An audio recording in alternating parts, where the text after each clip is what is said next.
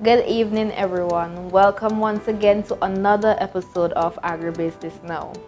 We have another interesting and educational package for you, and we hope that you can stay tuned.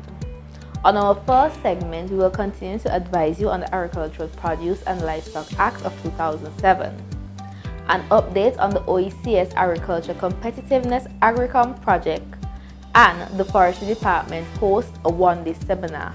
Then we have the How to Do segment along with the news and announcements. Please stay tuned. Agribusiness Now will be right back. Did you know that the OECS Agriculture Competitiveness Project, otherwise known as AGRICOM project, has been officially launched? Well, it was. And the project aims at enhancing access to markets and sales for competitively selected farmers and fisher folks. But to access funds, you must be part of a productive alliance. So what is a productive alliance, you ask?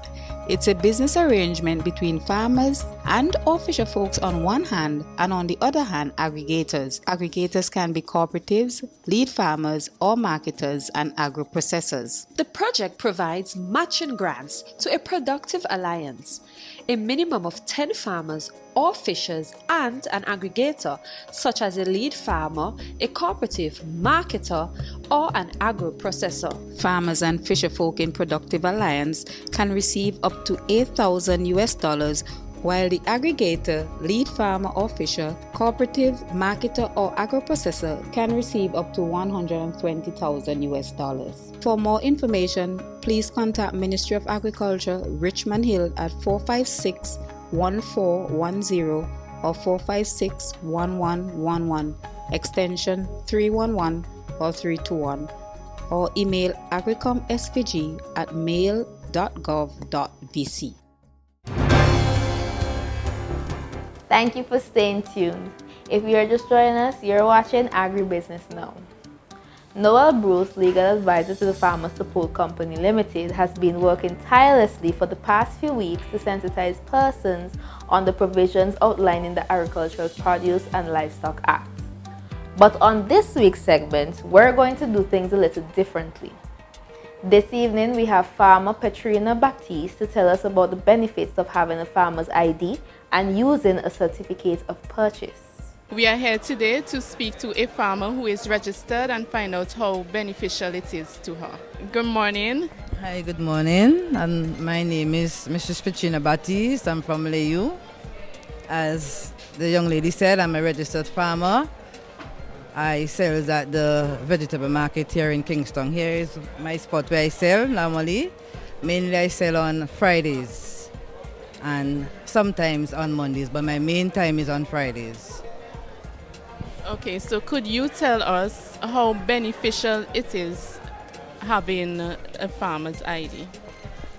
Well, it's very beneficial because sometimes some people seem to be very difficult at times. When they buy stuff from you, they need, let's say, a stamp or what do you call it? A docket. We use a docket. For instance, if I go to Graves or the big supermarket, I have to give them a docket, what we call so that they buy something, because for Massey, they don't buy anything from you without you giving them their bill. You have to have a bill for when Massey buys stuff from you. So in that case, you must be a registered farmer to sell at Massey. So they also ask you to present your farmer's ID card? Yes, you have to present your farmer's ID card because on that ID card there is a number. So you have to have that number on top that receipt for them. So can you tell us why did you apply for the farmer's ID? Well, as I said before, as a farmer and registered, you want to be able to sell your goods to any and everywhere. So when you have your ID, if for instance if you go by the big supermarket and you don't have an ID, they wouldn't purchase your stuff. So it's very good that you have an ID, and I can sell anywhere in St. Vincent, and even you can go overseas to sell to abroad. So it's good. Having your ID, it will help the general public to know that you are legalized, you did not steal your stuff. So they will have the courage, they will come and support you because they realize that what you have there, you plant those for yourself. And you can also encourage persons who do not have their ID to come in and apply it as well. Yes, that is so true. So all farmers who are out there, I will encourage you. It's beneficial to have your farmer's ID. You can wear it just like your national ID, like your driver's ID. It's yours, so you can go bold and brave throughout St. Vincent and the Grenadines and sell your stuff. So tell us, do you have a copy of the certificate of purchase? Yes, please. When I registered, I was given a book from the ministry. So when people purchase their stuff, especially a large amount of stuff, I'll give them their receipt. Okay, and how useful is that to you? Well, it's very useful, as I said before, because some people demand it and some, they don't have a problem. They don't wish to have it. So it's not a problem. So tell us, when do you use the certificate of purchase? Well, I always have my book on me, so when people demand, like they buy a big amount, or you don't have to buy a big amount, you buy multiple stuff, then I'll give you a certificate, because sometimes, you know, people buy for schools, they buy for shops, you know, they're not shopping for themselves, so they need to take a receipt back home to the shop or the school, so that the school will know how much money they spend. So do you have any problem in using the certificate of purchase? No, I don't have any problem at all. There are instructions in the book, so I just follow the instructions. As you have the ID card, and there's a number there, and the instructions on the book, so you just follow the instruction and you go straight ahead. So do you think there's any changes needed to it or added? I have not really checked it out to see where to go, because there was a photo on it, so I didn't really check it to see, well, if there's something should be added. But for right now, I think it's okay. So now she's going to show us how she uses the certificate of purchase. Okay, right now, a customer has just come and buy some sweet potato, so I'm going to give them their cash receipt, because this is the only farmer who demands their money's worth. So I have my name here, my telephone number, my farmer's number. I have my farmer's ID, so my farmer's number is 130491. The time, the date, the address. I make my signature here. What the person bought half sacks sweet potato, $3 cucumber, place of purchase, Kingston Vegetable Market. Well, the person left already, so they can't sign, but they will come back for the receipt. So that is, you add the amount for the potato and the amount for the cucumbers. So you have received this day from, and you put the person's name, let's say, Sandra, and she paid $75. Right, so that's it, no cents. So that's it, $75 worth of stuff. There you purchase, and you pay this out. At the back of it, there is, you see? So if the person decide, well, okay, you didn't give them any receipt, or if I have to say the person did not pay me, I could say, well, the person could bring back this piece and say, no, look, I pay you. And I could look back in my book and say, well, yes, that was a mistake. So can you tell us, if the person credits, what do you do? Right, if the person credits, I write up the receipt, but I do not give them. I keep it in stock in my book. So when they return the cash now, I'll tear out and give them their piece, which is the white one, this one, and I keep this one here. So they do not get this one unless they're paid. So that's it with the certificate of purchase. As you heard her spoke about persons who haven't paid us yet when they purchase goods from her, she usually keep the copy of the certificate of purchase until they come back. But we at the ministry are going to address that issue, where we will issue a receipt book for the farmers. So when person who credit the goods, they can give them a copy of the receipts, and when they come to pay for the goods, they will get the copy of the certificate of purchase. The OECS Agriculture Competitiveness AGRICOM project, launched on the 28th of February 2018, is geared towards promoting the competitiveness of farmers and fishers in St. Vincent and the Grenadines, as well as improving the supply chain by establishing a mechanism that partners the private sector operators. On this evening's program, we have Michael Sipasad, business development consultant, who will give us an outline of his role as well as what is expected of persons who will be applying for funding under this project. So my first role right now is to sensitize both the aggregators as well as the farmers and the fishers to what the project is all about and the mechanisms for completing the document, the call document. It is a challenging document, but I want listeners to know, and those who are interested in applying for funding under the project, that my role is to help them, to give them a hand holding to get this document prepared. Now, the idea must originate from you, from the farmers or from the aggregators or agro-processors. It has to be your idea. Also, you need to have the assumptions surrounding that idea. What market you're addressing, what are some of the costs involved, what are some of the production assumptions that you're going to make, what are some of the challenges and risks. Once you can come up with that information, I'll help you put the project document together. But it has to be your document. So that's my first role. Once the project document, the business idea proposal is submitted, an evaluation will be undertaken, and the best is a competitive system. The best ideas will be selected for further support. And so my next role then is to help you put together a business plan that, one, can be presented to a financial institution for funding, and two, presented to the AGRICOM project for the grant fund. Just to reemphasize that the funds available to farmers and fishers is a maximum of $8,000 or 80% of the funding. You do not have to apply for $8,000. You apply for what you need and what you can afford. And of course, you'll have to find 20%. For the aggregators or agro-processors, those small businesses, you'll have to find 50% of the funds. The maximum allocated on this project for the grant is $120,000, but again, you don't need to apply for $120,000. You apply for what the project needs and what you can afford. So once that is done, we do the business plan, and the business plan hopefully will show that the idea is feasible. There's no guarantee.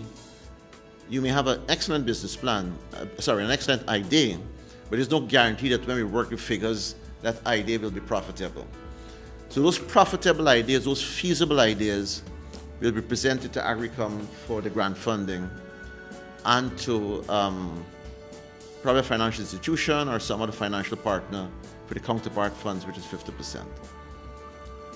And the third phase is to help you, once the funding is achieved, to implement the business plan, to implement the provisions of the business plan in terms of management, production, marketing, etc. Along the way, we'll do some training. We'll identify training needs, work with you to identify those training needs. Again, work with the farmers, fishers, and the aggregators to determine the best mechanism to conduct the training. But for the time being, we're focusing on sensitizing farmers, fishers, aggregators, and agro-processors to what the project is all about. We know there could be challenges completing the project document, the business plan proposal, but I'm here to help you. You could contact the ministry. You could send an email to agricomsvg@gmail.com. You send it to us, identify the fact that you need some support, and we'll certainly respond. Or you could contact me, Michael Sipasad, at the ministry at any convenient time, and we could work with the time we can work together. On Tuesday, September 24, 2019, as part of our Forestry Focus Month of activities, a one-day seminar was held at the Fisheries Conference Room, which was based on the impacts of climate change and land degradation on the urban environment. Wilbert Jack of the Communications Unit has the details. As part of Forestry Focus 2019, the Forestry Department within the Ministry of Agriculture hosted a one-day seminar at the Fisheries Conference Room on Tuesday, September 24, 2019, which focused on the theme, the impact of climate change and land degradation on the urban environment. In his opening remarks, Forestry Officer 3 Joel Poyer gave a brief history of what it used to be like in Kingstown and the effects of the impact of climate change on the environment. When I was small growing up, Kingstown was a lush green areas with trees along the roadside, green spaces, lively rivers and streams running through, and it was a scenic view to look from the sea coming in. Now, what we're seeing brings pains to one heart to know a once beautiful place could be looked so desolate and derelict in such a short space of time. And if we don't take heed in addressing such, we're going to pay a dear price in trying to reconstruct what we can save and protect now. The impact of climate change is so drastic that the storms are coming more fast and more devastating. The dry period, though they may be shorter, the heat is so unbearable because even in the rainy season, right now the days and the night are so hot that people have to buy in fan, and yet still the fan is not assisting in cooling them. And bushfires, people are coming down with all sorts of asthmatic and other disease. So therefore, we have to look at the cost of what our action is causing. And the only way that can happen is if we all take heed and work together to address it. In his brief remarks, Director of Forestry Fitzgerald Providence spoke to the issue of human intervention with regard to climate change and the education of the citizens with regard to the use and management of the forest. This year's theme for Forestry Focus is about education and imparting knowledge to the general population of St. Vincent and the Grenadines, which we have been doing for 30 plus years ahead. Because a part of forests and forest management is education. I often say the forest can take care of itself, because in creation it was created and it was created to manage itself, and it was beautiful in creation. But we as human beings have come in and done some things that are not for the empowerment of the environment, and we have to correct our ways. So we manage what people do to the forest or to the environment rather than manage the environment. And a part of that is to impart education on the persons and the citizens of St. Vincent and the Grenadines. So the theme was very timely as we celebrate the 40th anniversary of our independence here in St. Vincent and the Grenadines. But also this education trust from forestry started during a period called the Decade of the Environment, which was the decade of the 90s. Where you started to see the multilateral environment agreements and those things started to come to the forefront as internationally we became concerned with what we are doing to the environment. Also, we in St. Vincent are noted for recognizing the importance of forests and in the urban environment and also in climate control, with the establishment of the Kingsville Forest Reserve in 1792, which was there, put it in as a reserve to protect allow the rain to come in that drier part, one of the driest part of St. Vincent, so that the farmlands around would be fed with rain even during the drier parts of the year. However, with urban development, we have sort of not have that function of Kingsville there, because we've removed a lot of the forests around and a lot of forests on the ridges that connect it. So it's important that we see what has happened in our past, what is happening presently, and how we can better look for a future of a sustainable land, because we manage our environment better with noting the impacts of climate change and land degradation, and how we can let our future generations inherit a land that is beautiful and sustained, with the green mountains and the fresh seas where we can have the food and all the environmental services that the forest and the urban environment can give to us. In her presentation, environmental consultant Takesha Haynes-Bob expounded on the cause and effects of our actions on the environment. So we look at the global challenges in agriculture, and I've picked out a few, just to for today's purposes: increased population, increased food demand, global trade. We no longer have preferential treatment, as everybody knows that is everybody's game. We have increased temperatures, and we speak of climate change. We have increase in pests and diseases due to this increase in temperatures primarily.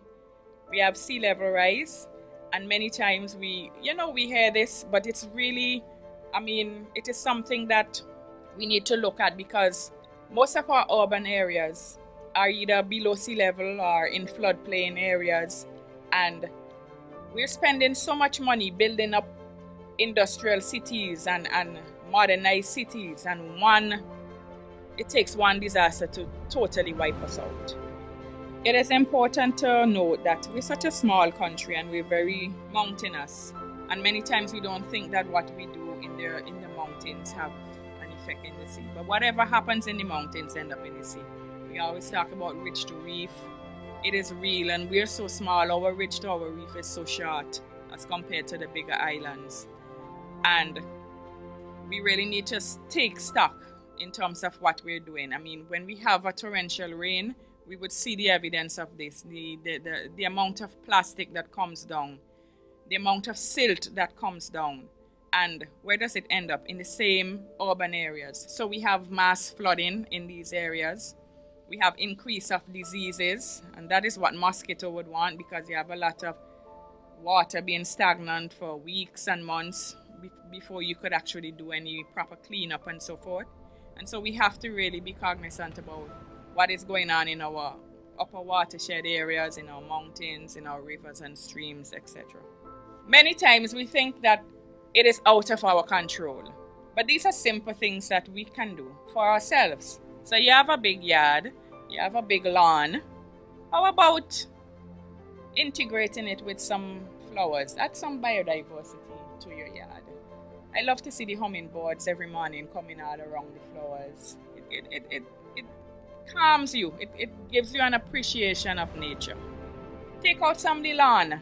Put in a little food. Put in some seasoning. Put in some, flavor, pepper, some mint, some guinea pepper. Get back to basics.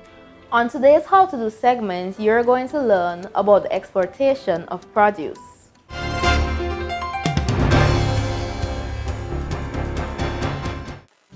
Here now are the requirements for produce being presented for exportation. Maturity. Fruits should be at a mature stage to promote even ripening.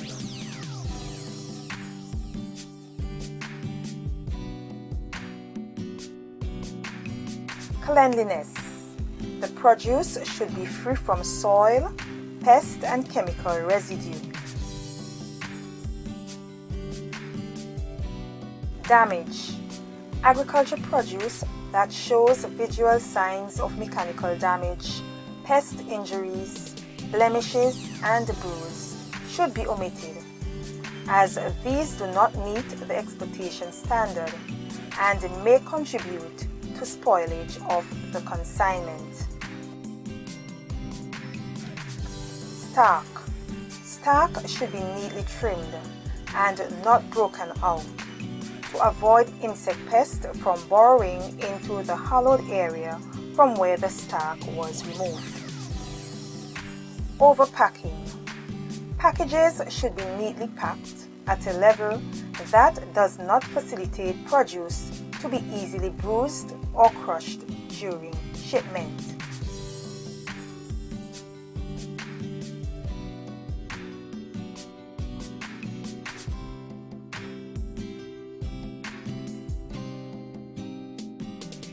Packages should contain one type of agricultural produce. This is in keeping with the phytosanitary rules for that particular crop, and it also helps to prevent cross-infestation in any given situation.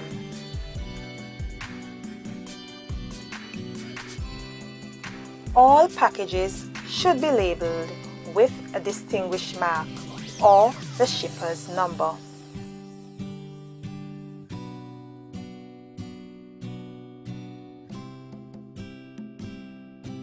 Remember, that the selection of wholesome matured fruits, free from mechanical damage, pest injuries and infestation, properly packaged and transported, ensure that the produce reaches the importer in a desired manner.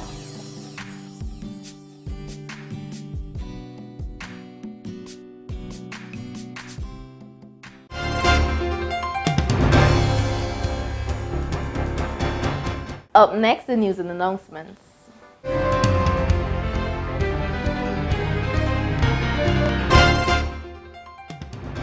The Ministry of Agriculture, through the Department of Labour, is inviting persons to apply for the following available position on the Guyana Work Programme: electrical engineer, project management, electrician, plumbers, welders, and food and beverage. Please note, only persons with certification including CVQ and TVET certification will be eligible for the positions. Please call 4562-349 for an appointment. Persons without appointments will not be accommodated.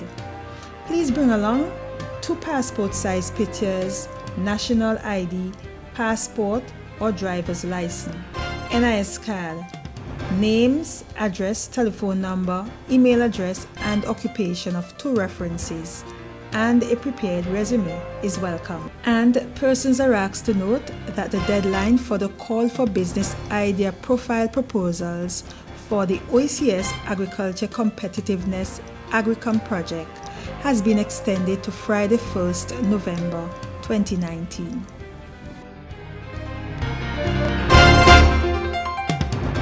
So we're at the end of another Agri Business Now program.